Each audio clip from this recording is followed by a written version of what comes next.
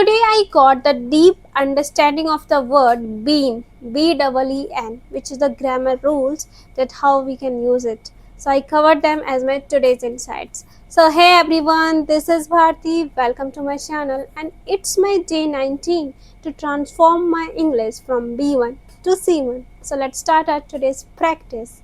Okay, now the first step, as usual, the shadowing. So here is the glimpse of it. Needed to use the bathroom. I needed to use the bathroom. I needed to use the bathroom. I needed to use the bathroom. On the first floor. On the first floor. So I shouted up the stairs. So I shouted up the stairs. Shouted up the stairs. So I shouted up the stairs. I'm here. I'm here. I'm here. I'm here. I'm here. I'm just going to use the bathroom. I'm just going to use the bathroom. I'm just going to use the bathroom. I'm just going to use the bathroom. I needed to use the bathroom on I the needed first to use floor. the bathroom So on I the shouted first up floor. the So I stairs. shouted I'm up here. the stairs. I'm just going to use the I'm just bathroom. going to use the bathroom. Alright guys, as shadowing is done, now let's come to the step number 2, the active learning. Now here I need to consume the insights for English only, that okay, whatever I got or not. So I watched a single reel. From that reel I got the insight of using been. So in that reel the speaker told, if we master this one, like the uses of been perfectly, then we can sound really fluent and native speaker. So the speaker told about the 3 major uses of been. Now first of all, before coming to the uses of it, let's first understand what been exactly is. So been is the past participle of the verb be, means be. Okay, now we can use it with has, have and had. Has for the singular nouns or pronouns like it, she, he. Okay, now the have is for your plural ones only, like I, we, they and all. Then had for the past event, of course. Now the first major use of been, that is for sharing experiences. For an example, I have been to London, I have been to Goa. So it sounds like you are sharing your travel experiences, that you have visited that place. At first I thought it's only about travel experiences, but no, it's not like that. Experiences can be any type, whether it's your learning, professional, study, job, and your work experience. You can share like this: I have been a teacher in that school for 5 years. Another one: I have been busy all day today. I have been happy today. And now you might be thinking, then what's the difference between I have been happy today or I am happy today? Well, I am happy today just to sharing your only right now moment, that yes, you are happy right now. But I have been happy today means you are happy since the starting of the day. It's not about only that moment, that particular moment. And guys, one more confusion was there, that the speaker told having is to describe any experience that is started in the past but you are still having connection with it in the present. Then I thought, in the sentence I have been to Delhi, it's about past sentence, that okay, I visited to Delhi or I visited to London or Goa, whatever the place is it. Then what's the connection in our present? Then I got the understanding from the chat GPT that it's about your experience, not like you are still at that place.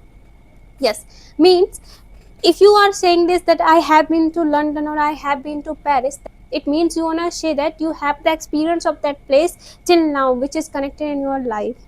Alright, now let's move to the second use of been, that is for continuous thing, means whatever you have continued in past but it's still connected to the present.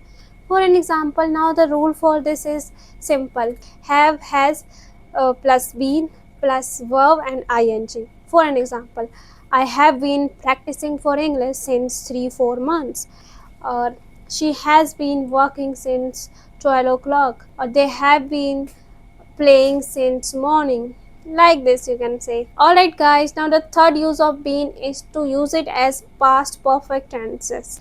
Now past perfect means any action that completed in the past before another one. For an example, she had been waiting for the bus before it arrived. Means there are two events occurring in the past. First one is she was waiting, and second one is the bus arrived. So yeah, to connect two events happening in the past, we use had been as a past perfect tense. Another example is she had been to her house before she came to mine. So yeah guys, that was all about today's insights. Now let me come up into the step number 3 of my daily practice, the AI convo. So here it is. Hey Gemini, I'm back for my day 19 practice with you. Let's start at today's convo. Welcome back for day 19. What are we focusing on for your practice today? Okay, when I was having the insight today, that was about the use of being. That in that video, the speaker told that if you master the use of being, you can sound literally native or the fluent one. So yeah, she shared that. Yeah, so yeah, it was all about the insight today, and I really enjoyed the insights. That's a fantastic and very thorough explanation of how to use being. You've clearly understood the different ways it can indicate experiences, ongoing actions, and past events. We asked what are the projects you're working on related to personal development or communication. Perhaps something connected to your video series? Yeah, as I already told you that right now I'm practicing like the English communication. I'm working on my speaking, writing, and listening as well. So daily I try to work on my clarity. So watched. it- I try to use tongue twisters. Today I also want to do it with you. So I'm ready when you are. Let's hear you tackle that how much wood tongue twister again. Here it is.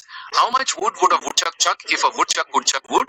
He would as much as he could, and chuck as much wood as a woodchuck would if a woodchuck could chuck wood. oh, that's fine.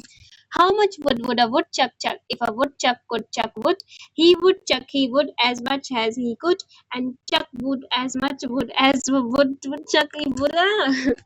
Okay, again. How much wood would a woodchuck chuck? If a woodchuck could chuck wood, he would as much as he could, and chuck as much wood as woodchuck would if a woodchuck could chuck wood. You did it. You're really getting the hang of that one. Since you've got that down, would you like to try the she sells seashells tongue twister next? Or is there something else you'd like to focus on? Yeah, let's practice again the woodchuck, then this one, seashells. Okay, how much wood would a woodchuck chuck? If a woodchuck could chuck wood, he would as much as he could, and chuck as much wood as a woodchuck could would if a woodchuck could chuck wood. Now let's try the second one. She sells the seashells by the seashore. She sells the seashells by the seashore. Impressive! You nailed both of those tongue twisters. It's clear your practice is really making a difference. You're all set for tomorrow, and I'll see you for day 20. So yeah guys, that was all for today, and literally I enjoyed my day 19 practice. So see you tomorrow for day 20. Bye bye, take care.